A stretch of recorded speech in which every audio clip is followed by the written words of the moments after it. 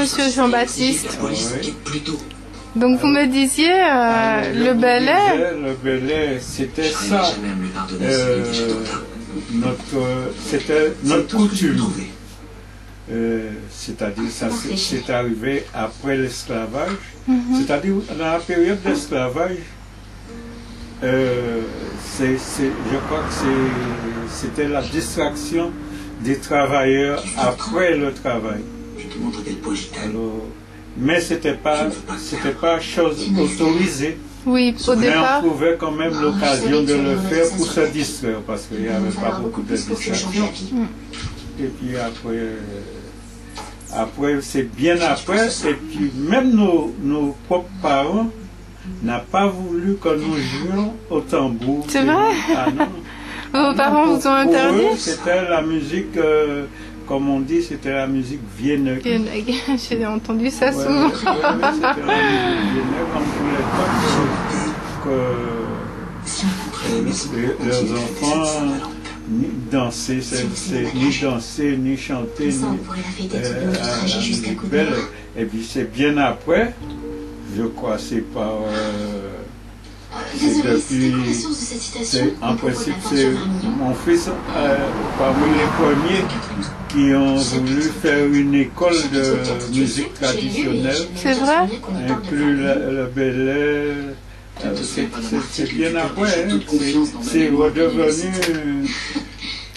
Et j'ai dit mon fils, il y avait eu Francisco avant, hein, qui avait fait entrer le ballet dans la musique, dans la biguine, tout.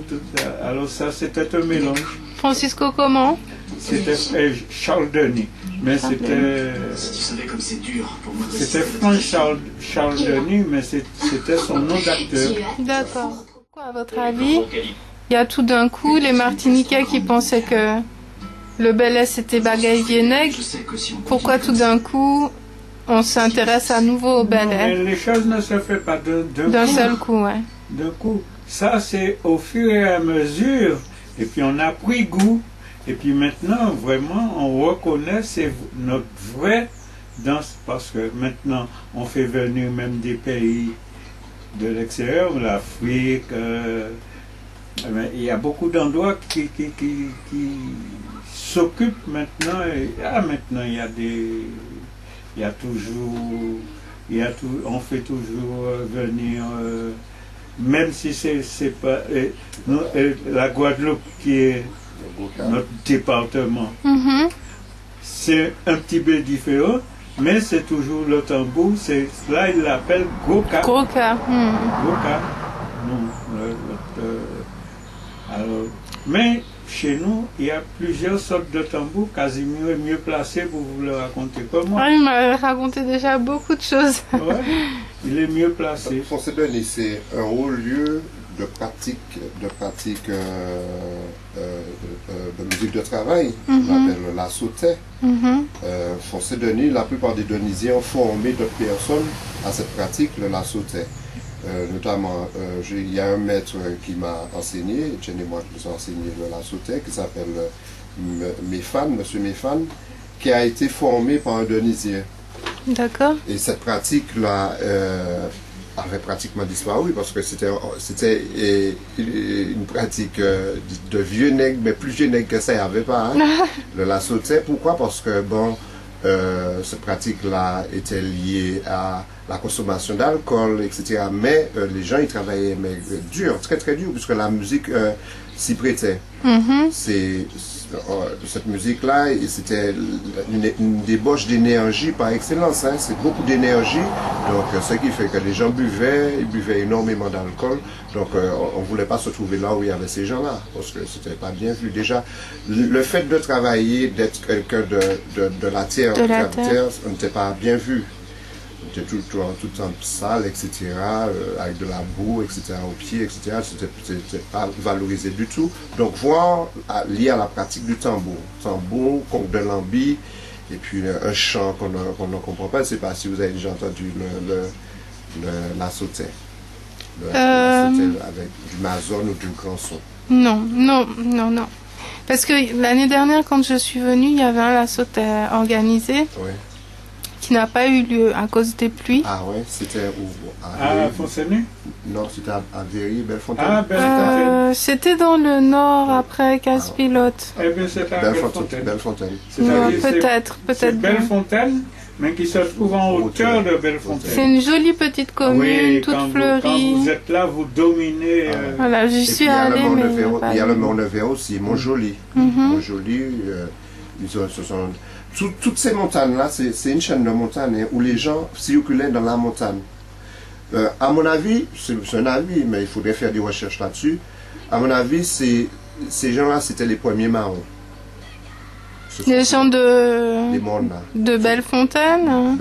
Véry, Bellefontaine, les Mornais. Tous les pitons. Tous les pitons, les Mornais. Les pitons, il y avait le piton de Carbet. Quand on dit piton du Carbet, mais ça ne se trouve pas au Carbet.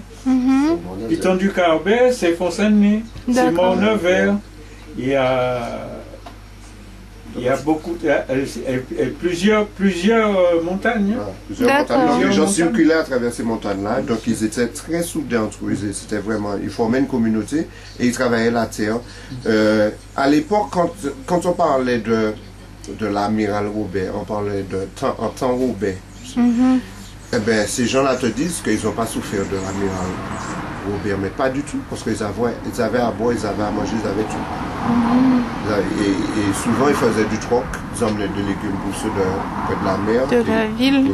Ils récupéraient du poisson, donc c'était comme ça. Donc, quand on dit la Sautaise, il n'y avait pas plus vieux nègre que ces gens-là. Et pourtant, ces gens-là ont institué une manière de vivre, une manière d'être. C'est véritablement ces valeurs-là que souvent on tente d'enseigner, de faire des recherches pour pouvoir dire, bon voilà des valeurs qu'il faut mettre en avant, etc. Le sens de l'unité, la courtoisie, l'entraide, etc. Ce sont des valeurs qu'on essaie d'enseigner, et alors que c'est là chez nous. Mon père disait tout à l'heure qu'à l'époque, Étienne a créé l'une des premières écoles. Mais Étienne n'a pas fait ça par hasard. Hein. À l'époque, il y a eu ce qu'on appelait l'ALCPJ, le Chimay pour la jeunesse, qui était lié à un mouvement politique, un mouvement d'indépendantistes assez pluralité, qui se sont appropriés toutes les pratiques du monde rural, du monde prolétaire. Pourquoi ils se sont appropriés les pratiques? Tout simplement parce que il fallait construire le pays, un pays neuf. Mettre de côté cette notion coloniale occidentale et repartir sur nos propres valeurs. Donc ils avaient conscience que les richesses se trouvaient à la campagne. Exactement. Donc ils se sont appropriés tout ça. Et progressivement, on a fait de la prospection. Et j'appartiens à cette génération qui ont relevé le belay. Étienne, moi, on allait effectivement dans les zouks, dans les trucs de jeunes. Mais après la soirée belay, quand on sortait en soirée belay, on allait dans les zouks. Donc, pour terminer la nuit. Pour terminer la nuit. Et il fallait vraiment vouloir parce que les parents ne laissaient pas sortir comme ça. On faisait des chapes, on faisait des... Ah oui? Ah oui, bien sûr, je dis ça devant lui. C'est ça. Ce qui s'est passé. Donc c'était comme ça qu'on a contribué à relever le belay. Et ce belay-là n'est pas le belay de l'époque. C'était tout, bien sûr, avec les anciens qui nous donnaient ce qu'ils pouvaient. On allait faire de la prospection, ils chantaient pour nous, jouaient le tambour pour nous. Et on a fait renaître cette notion de soirée belay. Et Mme Siméline disait, Zotka fait ce café-là, Zotka criait sa soirée belay, mais soirée belay, c'est pas ça. Soirée belay était qu'à commencer effectivement à 6h, donc 18h, pour 6h du matin. C'était toute la nuit. Donc, et nous, ce qu'on en faisait, c'était des petits moments belais qui commençaient vers 19h ou se terminaient à minuit, 1h du matin. Donc, on s'est approprié effectivement ce que nous ont donné les anciens. On l'a reconsidéré, on a créé des associations, loi 1901, pour pouvoir faire ça. C'est ce qu'on voit aujourd'hui. Ça n'a rien à voir avec... Je ne sais pas. Donc, à mon avis, c'est réinventer ou recréer des espaces pour pouvoir faire vivre tous ces éléments culturels-là. C'est un patrimoine, c'est notre patrimoine, hein, finalement. Ce n'est pas du folklore. Les pays qui peuvent dire folklore, c'est les pays C'est Sonia Marc qui m'a parlé de folklore quand je lui ai parlé de la sautée. Et... Moi, je ne suis pas d'accord avec eux. D'accord. Bon, et ce que je voulais ajouter, il n'y avait pas, si tu veux, la sautée, c'était uniquement pour le labourage militaire. Mais en ce qui nous concerne, il y avait le système de coup de main. Le coup de main. Coup de main. Alors que c'est la sautée, charpente, quelle que soit la chose, on échangeait. Aujourd'hui c'est toi qui me donnes un coup de main, demain c'est moi qui te donne, et puis mais plusieurs coups de main se faisaient comme ça. Mais sinon, il n'y avait pas que la sautée, il y avait, parce que même on utilisait beaucoup de manioc en ce temps. On gageait le manioc. Il y a un rythme qui s'appelle comme ça. Ah oui, il y avait un rythme, il y avait le tambour avec. C'était accompagné du tambour. Après, il y avait le damier, après, il y avait toutes sortes de... Il y a aussi le coup de main pour scier le bois. Pour scier le bois. Scieur de long. Scieur de... Scieur de long. Scieur de long. Scieur de long. Scieur de long, c'est qu'on installait un chantier dont on mettait le tronc d'arbre dessus, et puis il y avait... Un en haut, un en bas. Il y avait un en haut et deux en bas. Deux en bas. Avec la scie faisait à peu près 1,50 m, 2 mètres même. Ah ouais. Waouh. Il y avait avec deux manches. Il y avait deux manches. Et puis... Et avec des champs et tout. Ah oui. Ça existe encore à Sainte-Lucie. Je l'ai vu à Sainte-Lucie, il n'y a pas longtemps. À Sainte-Lucie. Oui. C'est-à-dire la démonstration. Ils ne pratiquent plus ces choses-là. C'est-à-dire qu'ils te montrent comment ça se faisait avant. Et chez nous, c'est une démonstration. Mais on peut toujours faire ça ici. On peut toujours suggérer ça. Je me demande si... Je demandais à Cyril si son papa n'a pas la scie. Parce que, je vais lui demander, puis on va essayer d'organiser un truc comme ça pour montrer. Parce que nous avons beaucoup de grands qui sont encore assez forts à Font-Saint-Denis qui peuvent donner cette démonstration.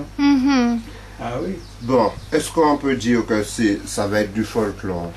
C'est une pratique qui est éteinte. Oui, j'ai compris. C'est une pratique éteinte. Ouais, non, mais ça ne va jamais revenir puisque le monde est devenu trop moderne. J'avais une question par rapport au la sautée et par rapport à ces formes-là qui sont pas des formes ballet, mais qu'on inclut dans le quand on parle du ballet, on les inclut dans. Il y a des personnes qui disent que la sautée c'est pas ballet ou damier n'est pas ballet, etc. n'est pas ballet. Moi je parle d'un principe, je parle déjà dans la pensée.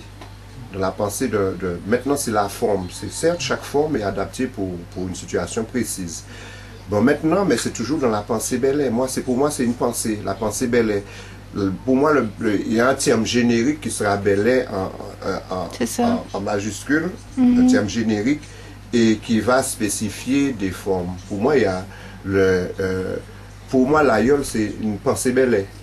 Ah bon, quoi, c'est une pensée Belay? Parce qu'on fait intervenir une certaine ingénierie. Puisque c'est des valeurs, l'ingénierie est liée aux valeurs. La valeur, l'entraide, l'humilité, son côté sérieux, etc. Donc si je comprends bien, la pensée ballet, pour vous, elle incarne la pensée martiniquaise. Complètement.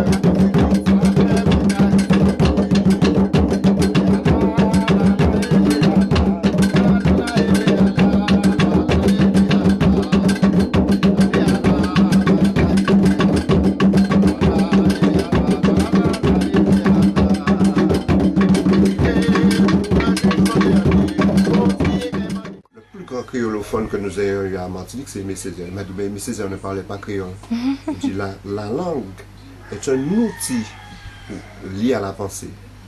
C'est parce qu'on pense d'une certaine manière qu'on va exprimer les choses à sa juste valeur. Et Aimé Césaire, pourquoi Aimé Césaire a été l'une des personnes les plus créatives, l'une des personnes ayant porté quelque chose à l'humanité, c'est parce que c'est un Martiniquais qui pense à la martiniquaise. Et il a utilisé le français, il aurait pu utiliser le créole. J'ai connu des gens qui utilisent le créole à la dimension que Césaire utilisait le français. Et donc c'est toute la poésie de la pensée qu'il a utilisée. Bon, Césaire n'a pas écrit le français comme les Français. Il y a quelqu'un comme Jacques Lacan hier qui disait qu'il doit à Césaire beaucoup, parce que Césaire lui a beaucoup appris sur sa propre langue. Pourquoi? C'est parce que Césaire pense à Martinique, c'est un intellectuel qui est... Il pensait de manière très spécifiquement Césaire. Voilà, donc, très spécifiquement Aimé Césaire. Exactement, donc c'est parce que il pense comme un Martiniquais, donc il a utilisé la poésie de la langue française pour pouvoir exprimer cette pensée. Oui, tout à fait. C'est-à-dire en Martinique,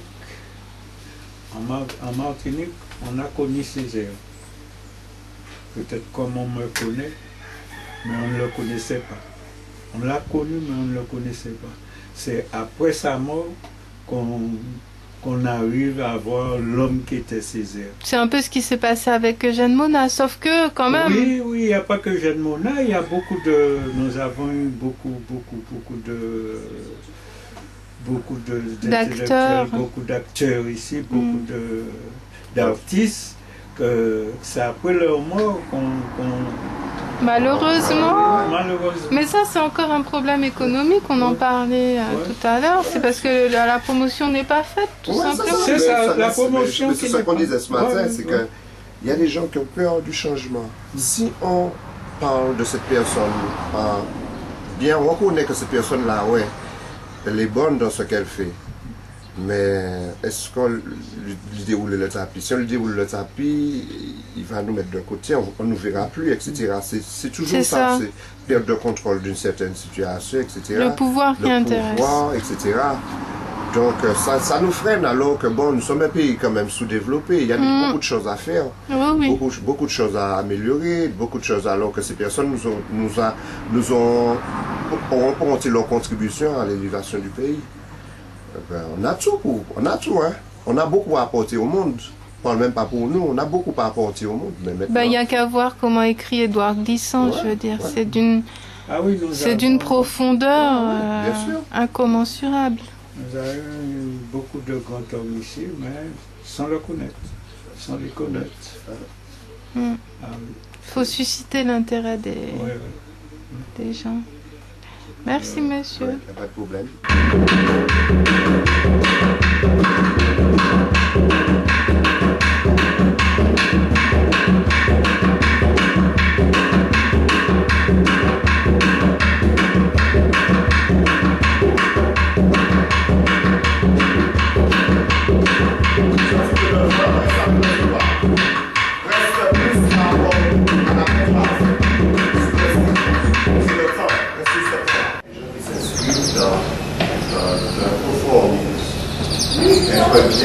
S'inscrire dans ce conformité-là. Il y a une parole, c'est une parole de la Bible, riche, nous avons Jésus, j'ai accompli tous les commandements, tout fait, maintenant qu'est-ce qu'il va rester? Alors il a dit, j'ai ça, etc. J'ai appris une certaine richesse, etc. Je lui dis, bon, donne tout ce que tu as, donne tout ce que tu as et suis-moi. Ça, il m'a dit, bon, ça, je veux tout ce que j'ai.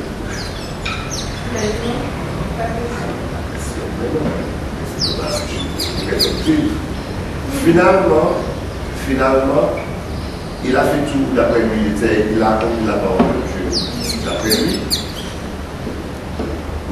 Mais au moment de la mettre en pratique, voilà. Finalement, il s'est inscrit de son conformisme-là, sans effectivement appliquer la parole de Dieu dans le tout en ayant l'impression d'appliquer. Il y a une marge entre le social et le spirituel. Je dirais que le religieux s'inscrit dans le social, alors que le spirituel s'inscrit dans la pratique quotidienne, dans la mystique, dans la philosophie. Et je veux faire le mysticisme religieux. Le religieux, normalement, c'est un qui est au service de l'autre. Ouais, mais les gens souvent ne font pas la part des choses. C'est dans l'église que tu vois des choses. Je sais dire, je te dis, mais non. Il y a une telle contradiction, et la seule chose qui pourrait revenir à ces contradictions, c'est que les gens réfléchissent. Parce que il y a des choses qui sont des bases. Il n'y a pas plus de choses que je ne peux pas voir. Il n'y a pas plus d'aveux que je ne peux pas voir. Parce que c'est grave, oui. Parce que, alors, tu as dit, il faut réfléchir. Comment réfléchir? Oui, il faut bien réfléchir. Et c'est alors, finalement, on a mis des gens malades. il y a une avec la société, elle est là, pas la société dans laquelle nous vivons, on se dit que, mais non, il y a des choses qui semblent être dans l'ordre de l'évidence. Et puis non. Non.